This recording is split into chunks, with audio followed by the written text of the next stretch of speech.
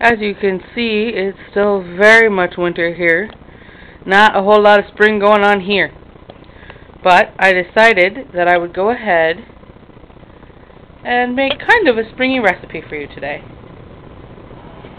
To me, one of my favorite things about spring is the produce. And believe it or not, when I think of spring, I think somewhat of things like mushrooms and asparagus and things like that. So today we're going to make some risotto stuffed mushrooms. Okay, as you can see, the first thing I've done is line a baking pan with some foil, and I've gone ahead and I've taken the stems out of just some baby portobello mushrooms.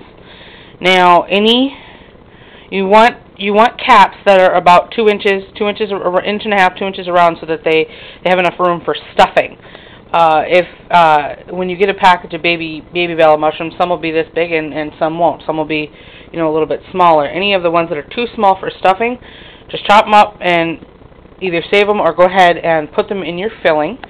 And I'm also going to show you some other things that you can do with the filling once I get it made. You can also use white stuffing mushrooms if you'd like, or even the entire big portobello caps if you would prefer a heartier, more like a side dish.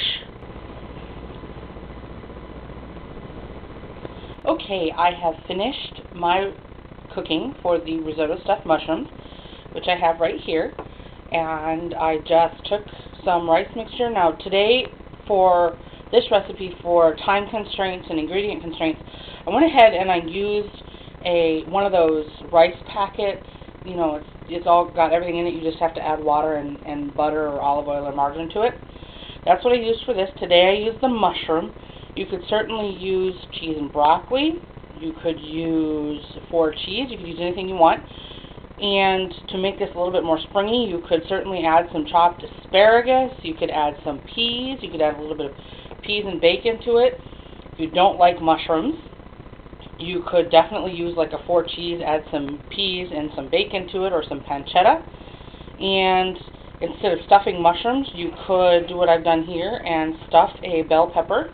You could stuff the miniature ones for appetizers and the regular size ones for an entree or even a side dish. And if you did it this way and used some vegetable broth instead of the chicken stock, you could make it vegetarian. And then another way you can use this rice mixture is do what I usually do and go ahead and make it into soup. Now I added, instead of chicken stock, I added some beef stock to kind of beef up that mushroomy flavor, and that's all I did. I just added some beef stock to it to make it into some soup, and it is